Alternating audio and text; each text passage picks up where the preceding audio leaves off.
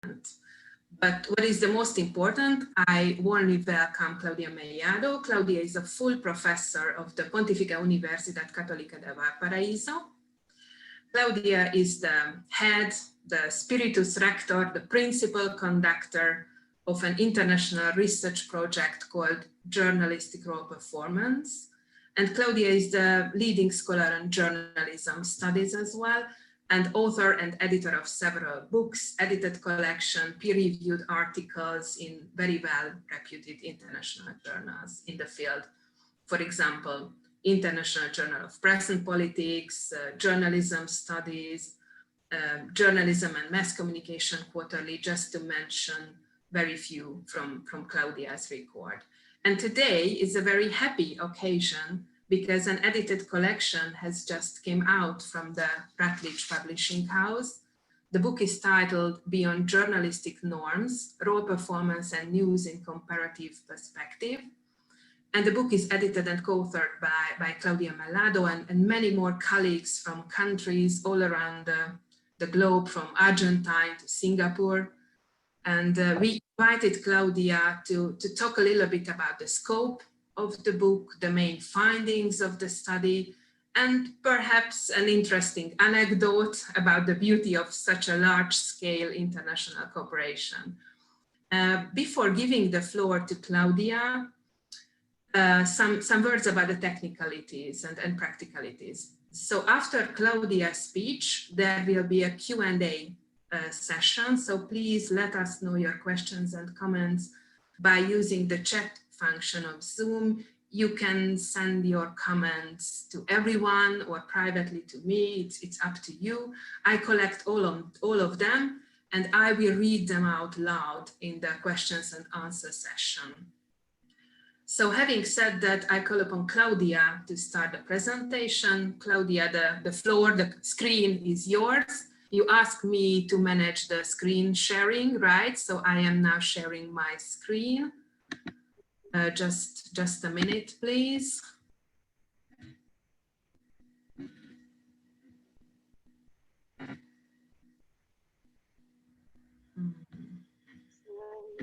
Okay, can you see it? Yes. Please note it because I can see you in the Zoom mode. Okay then, so Claudia, the floor is yours. Okay. Hello everyone. Thank you so much for having me, and thank you, Gabriela, for this kind invitation to talk about our study and our new book. I know Gabriela for several years now. She's a great scholar and a great partner on this adventure. And it will be perfect to be physically present in Budapest. I have never been, but I hope to visit you, your beautiful city in the future. So in the Journalistic Role Performance project that I have the honor to lead, and specifically in the new book that we just published, from which I would like to talk to you today, we analyze how journalistic roles materialize in the news in different institutional, political, and social settings, examining journalistic practices under the umbrella offered by the concept of journalistic role performance. If you think about it, news events with global appeal, such as the COVID-19 pandemic, terrorist attacks, plane crashes, or earthquake, are clearly examples of journalistic role performance in action, but also are more ordinary events, like presidential speeches or parliamentary sessions, daily crime news or protests. And all kinds of stories at some point serve as example of how different roles manifest in practice and also coexist and interact across and within cultures. In our study, and of course in our book, we start from the position that journalists' missions and the performance of roles can take many forms, and that in spite of general agreements about journalism as a profession, journalistic practice goes beyond normative expectation. Ethnocentric perspective holds right that some roles are closer to the idea of democracy or quality journalism, and because of that, they deserve more scholarly attention. We argue instead that professional roles are not good or bad per se, Roles are situational, are historical, they are not mutually exclusive, and journalists must adapt and perform these roles in response to ever-changing local and global contexts that require specific relationship with powerful actors and audiences and a specific journalistic voice. This way for us of analyzing journalistic cultures moves past idealizations to grapple with questions about variations in practices, revealing the forces that can guide this change over time. And at the same time, it also shows that the idea of conceiving journalistic cultures as static just oversimplifies the practice of journalism and the media. So the aim of this talk today is twofold. On the one hand, I would like to develop on the theoretical pillars of the concept of journalistic role performance and how help us to understand the practice of journalism around the world. And on the other hand, I would like to go in depth on the results of our study, which has been largely published in different journals articles and of course in our brand new book. So Beyond Journalistic Norms follows a theoretical volume that we published in 2017, which introduced the concept of role performance in journalism research, more properly, let's say.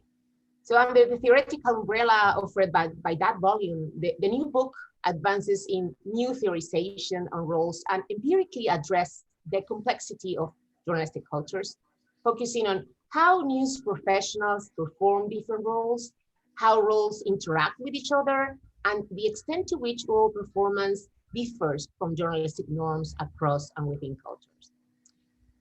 Let's talk about the data. We analyzed more than 30,000 news stories from 18 countries, including Eastern and Western Europe, of course, Hungary, Asia, Latin America, and the United States.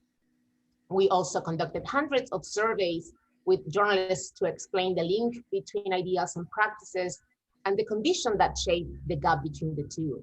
So basically, we use content analysis to measure role performance, while we use surveys to measure role conceptions and perceived enactment.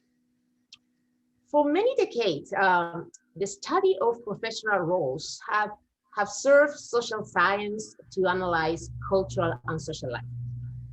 Previous research from social psychology, sociology, and also from journalism have recognized the existence of at least two main approaches to professional roles, which basically differentiate between news professional, their perception of news professional and the behavioral level of role on them, in accordance, of course, with normative demands. So applying that approach, journalist role conception refers to the purpose of the profession that news professionals conceive as most important at the individual level. Journalistic role performance instead deals with concrete news decisions and styles of news reporting, considering different influences that affect the practice in a good or not very good way. We shouldn't forget that in any news beat, news is a collective outcome. It's not an individual outcome. So while journalists and as individuals can move from their perception and even enact a role, it doesn't necessarily mean that their enactment will be reflected into the news unless norms and ideas can be transformed into full performance. Let me try to illustrate this difference imagining a hypothetical political journalist that you can see in our slides. Let's call it Zara, okay? So let's say that Sarah holds a strong belief that one of her roles as news professional is to serve the public and preserve a strong and healthy democracy. So she works for, say, the most important newspaper in Budapest. Or maybe her political leaning, it doesn't actually align with the political leaning of the newspaper. She adapted to the job, and she feels that she has gained status and has learned how to work without burning out. And at some point, immersed in that news organization, and in addition to her initial role conceptions, she might unconsciously feel that she also needs to support her employer organizational mission, which can be more related to entertaining the public or maintaining the status quo in order to avoid driving away increasingly scared advertisers. So she's not necessarily giving up her civic mission, and she maybe can perform that role when the opportunity arises, but she's basically coping with the unavoidable task of concealing ideals and practical constraints. Eventually, she will have to play various roles at the same time. In some cases, she will have to merge these roles into one, and in others, she will have to create a sort of balance to survive the gap between the two. Now, if we were to interview Zara about her decisions in specific news situations, she will probably never be able to match her actual performance. I mean, she works with others, and several visible and invisible forces influence her decisions. Now, if we could observe her everyday work and then read the pieces that she and her colleagues write, we will realize that they actually show elements of civic practices and also infotainment practices, and maybe also mix it with other circumstantial elements of watchdog performance, for example. I mean, they may also present a highly personal voice that goes along well with the story, with the topic, and the moment in time she and her colleagues are covering. So this result will be the role performance for us. In our project, we look, I don't know if we can change the slide now. Thank you. So in our project, we look at 3 areas in which the role of journalism can be studied. Do you have the slide already? Yes. Can we yes, see it? I'm sorry, my computer just freezed. No worries, it's just after, yes, sorry, yes. That one, exactly. Thank you so much.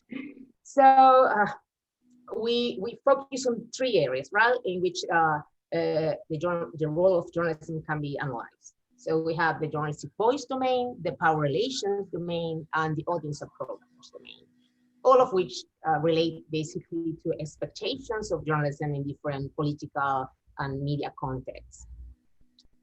Now, it's important to discuss with you that while previous literature on journalistic roles has suggested that the use of these well-known perspectives as are dimensions, our studies have proposed that, and actually corroborate afterwards, that these are actually interrelated domains from which independent roles emerge.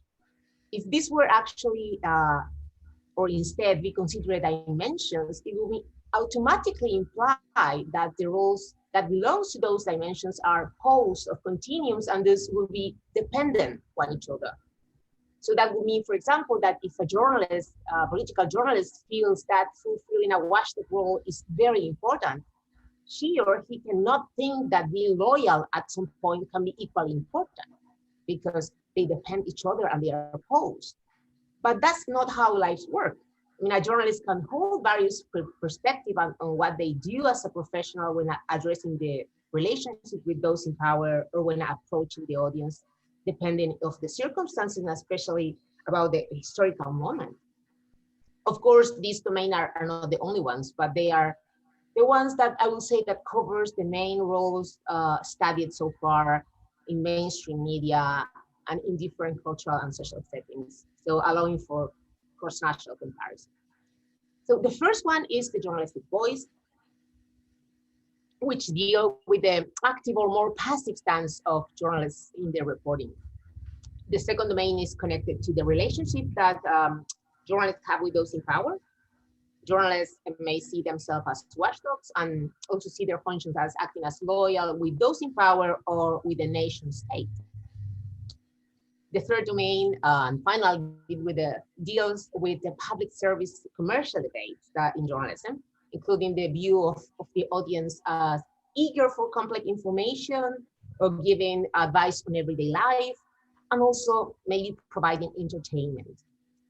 So based on this different understanding of the audience, journalistic functions can be associated with the civic, the service, or the infotainment role. So conceiving the audience as a spectator, as a client, or as a citizen. Each of these roles can be operationalized in terms of its visibility and practical manifestation in news content, which the indicators that you can see that describe specific reporting styles and practices more than abstract, perception of what they do. They can be performed simultaneously. For example, let's think about a story when it adds infotainment elements to the coverage of citizen protests or political scandals, or when consumer issues are mixed with democratic messages to empower citizens about how to demand their rights. They also have the potential to have specific variations depending on the more active or passive stance of journalists, generating what you can see at the bottom, these intermediary roles. For example, if the performance of the watchdog is coupled with the performance of the interventionist role, it can become more adversarial, as happens when journalists engage in confrontation with political leaders, economic authorities, or any powerful individual or group. So the obvious question is, what did we find? And let's talk a little bit about our results. So overall, our results and our study shows that apart from the primary functions of disseminating the news, there is not really a single dominant model of journalism around the world, nor is there a particular organizational setting or societal setting that can guarantee the full performance of any of them. Instead, journalistic cultures seems to be based on a combination of role performances. For example, our results show that the variation of role performance across countries cannot always be attributed to countries with the same type of media system or the same type of political regime or geographic region. Role performance also varies depending on journalistic traditions, the culture, and the nature of the news itself. Journalists in advanced democracy, for example, may practice a more detached role at some point in history, while they may perform a much more interventionist role in others, as happens in the case of the United States today. Generally, countries that has not been theorized and those that have been widely theorized as well, such as non-Western and Western nations, respectively, show different level of hybridization in their journalistic cultures. For these reasons, we believe that existing media system theory, while holding valuable predictable power at the structural macro level of the media, is not really always the best fit when it comes to explaining and predicting the role of journalism at the practical and routine level of analysis, especially for certain roles. So far, our studies have shown that media system theory is especially useful for predicting the performance of more political roles.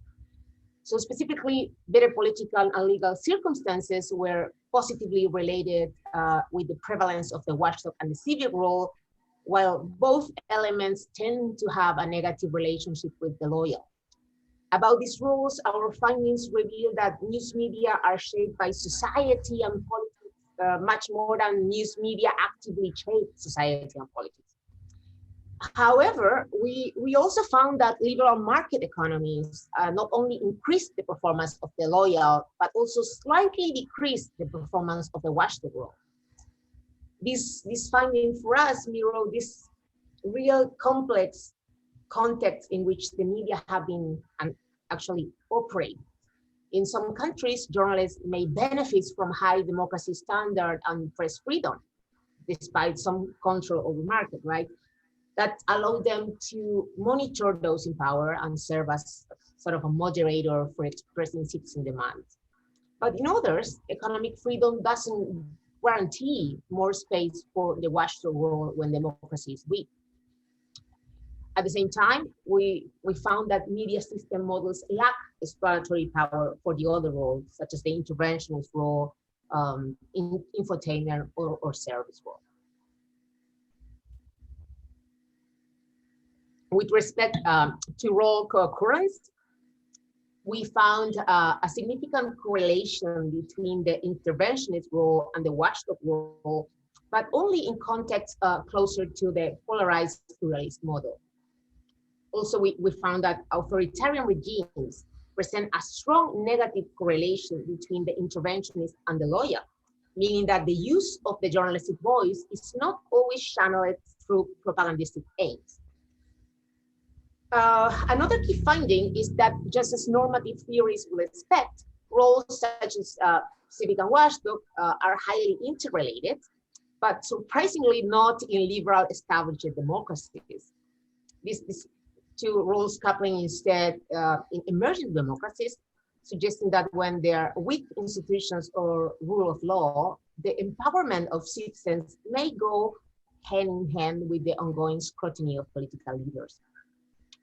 Now, in relation to the link between ideals and practices, what we found is that the gap between the two exists in all countries and for all roles, but especially for public service-oriented ones, which on the one hand indicate that journalists are actually aware of the discrepancies between their ideals and what their news media organization actually do, and on the other, that they may use some internal strategies to deal with such discrepancy and to survive.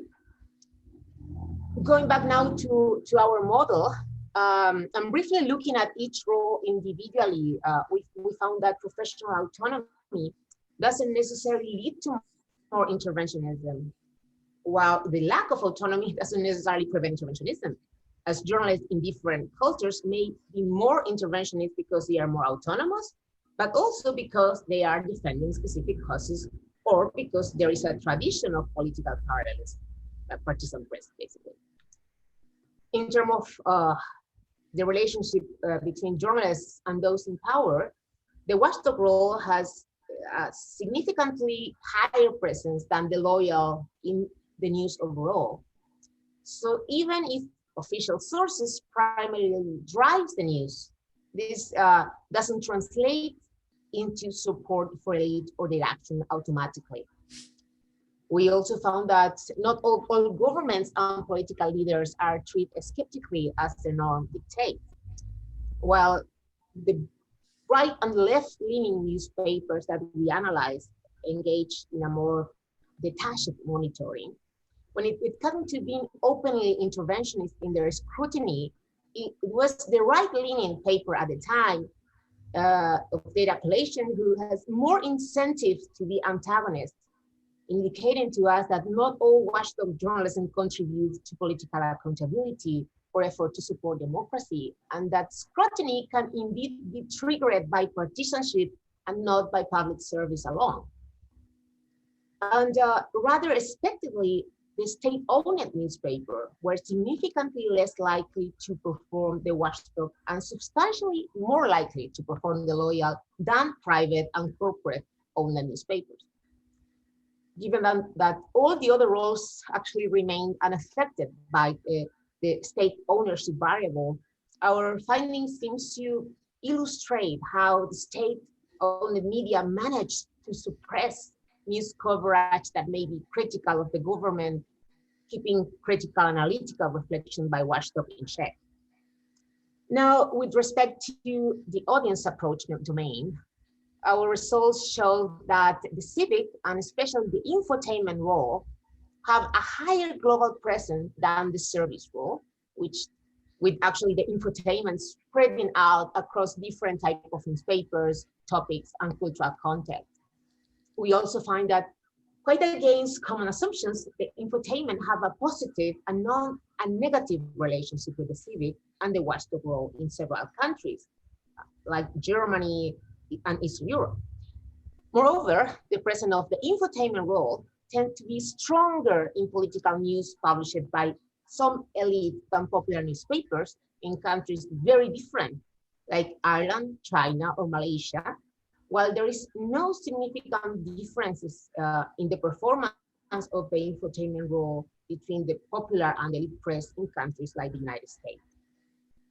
Also, in advanced democracies, such as the United States again, and Ireland, and Switzerland, and also in Poland and Russia, the civic role in political news is significantly higher in the popular press compared to elite publications. In conclusion, so our results clearly show how several standard assumptions and norms that deal with static and monolithic functions of journalism don't fully fit the analysis of the profession today. Sorry. So, while the findings that we report in our book show the reality of just one period in the history of journalism, they illuminate us, and they illuminate in general the various approaches that can be used to analyze the performance of professional practice across time and spaces. There is evidence also of a significant co-occurrence of professional functions used by journalists to inform the public. That, of course, means that journalists serve purposes that go beyond protecting citizens from the government's wrongdoings and providing a forum for public debate. They also entertain the audience and provide advice. So while norms are good for constructing discourses of occupational ideology, we shouldn't think about journalism in the abstract. And we shouldn't make absolute claims about the relationship between the practice of journalism and concepts that are quite culturally bound, such as democracy, objectivity, or autonomy. Thank you very much for your invitation to present our study and our new book. I hope that I am on time, and I will be more than happy to reply the question that you may have. Thank you. Okay, thank you very much, Claudia, for the compact overview, and for those participants who came later after my intro. I welcome you, and I hope you enjoyed Claudia's presentation. And just a short housekeeping message: you can ask questions and provide feedback by using the chat function of Zoom. So far, I can see Jofi's hands, or no, it wasn't. Okay, I'm sorry. It was. That was a clapping sign too. Ah, okay, that was a clapping. Yeah. Okay, indeed, yeah, Claudia deserves a huge clapping, but just to avoid the noise and the interference, we just silently clap our hands. Right. So here's a question. So, what do you think, Claudia, the best ownership model is for independent journalism? Public, private, big international corporations, or small companies owned by the editorial board? What type of financial and ownership background is the most advantageous for editorial freedom? Well, that's a very good question, although I don't think that we have the answer for that yet. I mean, according to our data, we have different models, but that depends on what do you find the best. You know, that would be very normative of me to say. I have my preferences. I mean, depending on which roles and which type of performance would you like to have. What we have found indeed is that state-owned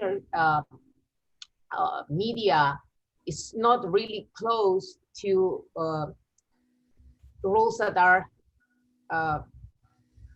closer again to traditional democratic functions of the press, right?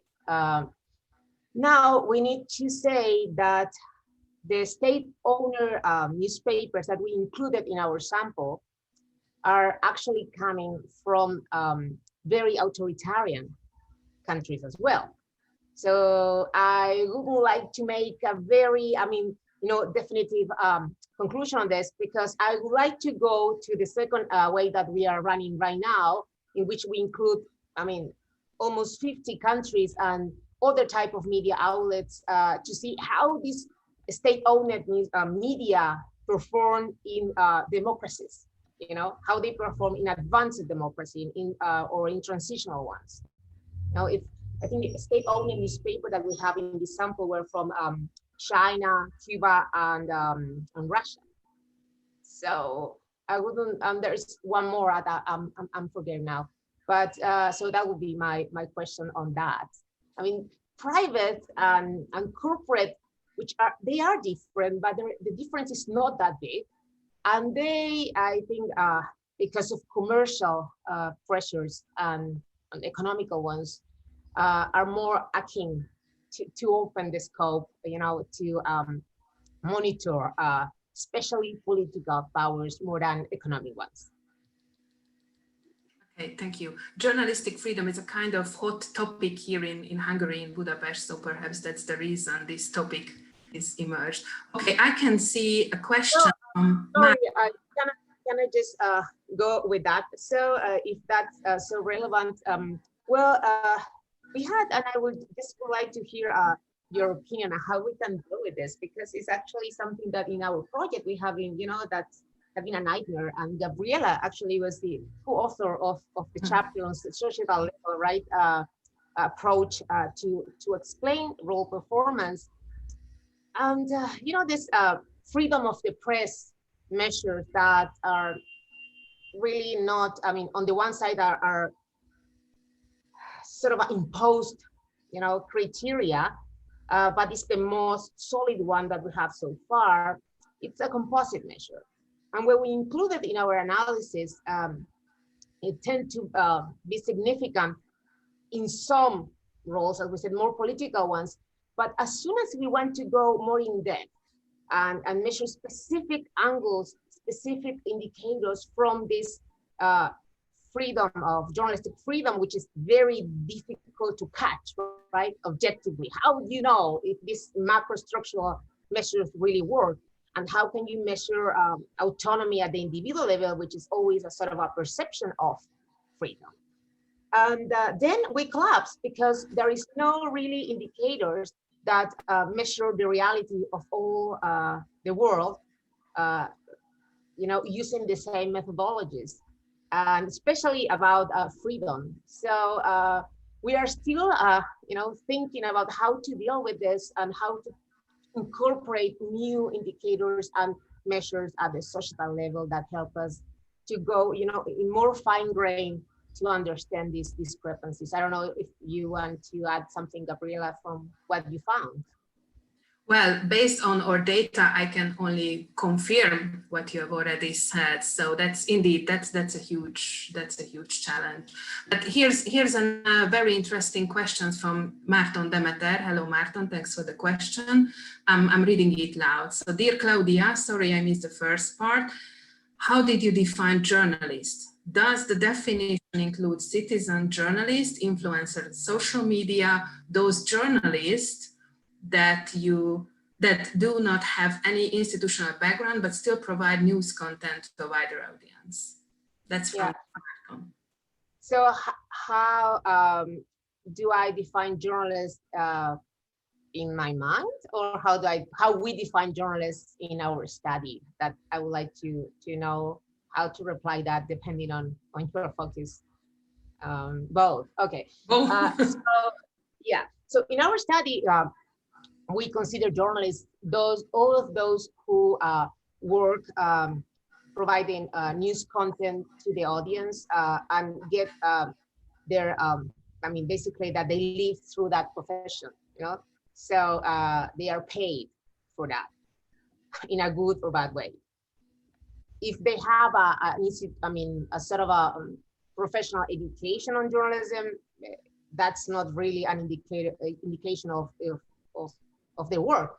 In several countries, journalists don't go to the university to study journalism as undergrad, and that's the reality in several ones, but it's completely different in others. So following your question, so in our study, we do not include citizen journalists because we analyzed mainstream media. So those don't tend to be there. What else? And influence. Well, and then social media is not included yet, so we don't have influencers at social media. Now, how I define journalism? Well, I think that journalism is closely related to news information. That's first. There is a huge discussion in several parts of the world about to the extent that journalism is using this very, popular, including for our book, beyond, these boundaries of news making, that journalism can also provide, work and support to institutions as a, PR or corporate communication or institutional communication. I'm not on that side. I mean, I think that's a part of the communication studies, but it's another subfield, and actually they are very, very far away from each other. I mean, you need to know from each other. I mean, you learn from the other, but they are in different sides of this business, I would say. Now about social media, I think that's a huge new scope to analyze. We are actually running already a project on social media performance, a sort of a pilot for maybe a third way. We are not analyzing influencers like that are not working as journalists, but we are analyzing indeed journalists from traditional media. They use their social media platforms on Twitter or Instagram to generate a sort of a promotional culture to their media or to their self. So you can see some performance of a more celebrity role or a more promoted role, and even a sort of a joker role in the more political side, I would say. Yeah. Okay, thank you. We have time for a couple more questions. Please use the Zoom chat function if you have. But here's another one, partly a comment, partly a question. In the past couple of years, we eyewitnessed the rise and the stabilization of populism all over the world. Populist leaders are rather hostile to mainstream media outlets and journalism and respond to media very aggressively. Do you have data on the reaction of journalism to the populist challenge? How journalists react to populist rhetoric and policy measures against media freedom? That's a compact question again. Yeah, but it's quite huge. Well, the data from the first wave was taken until 2015. So, and populism have arise in different moments during the last decade. So, so we didn't measure directly, the reaction to populism, some specific governments and journalism. But if we consider who were governing those countries and our data, we can see. But this is just a tendency that we need to go in depth in this way, that populism is bringing sort of a response from journalists to be much more interventionist, as a reaction to them. And that interventionism is not seen in the same way if you are in front of advanced democracy like the United States or in other sort of governments like Chile, for example, which is a very weird type of populism so far. So no, and I think that it will be very interesting to do a specific study on role performance and populism. But in our case, it's more like such of a trend on mainstream media more than focusing on one specific topic.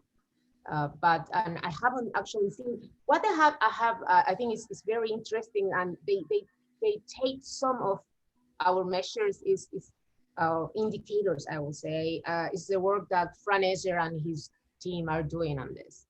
And I think that they have found quite similar things in Europe, at least.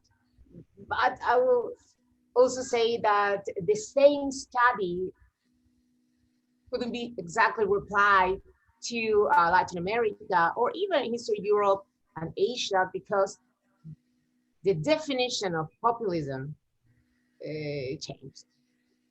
So I think it will be clever just to see how in all these like populist environments that we are living or going through, the journalistic voice is changing, and which type of journalistic voices we are we can perceive, and actually we can see on the materialization of the news coverage.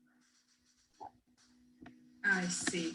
Okay, then I cannot see any further questions and comments from the Zoom chat, but please correct me if I'm wrong.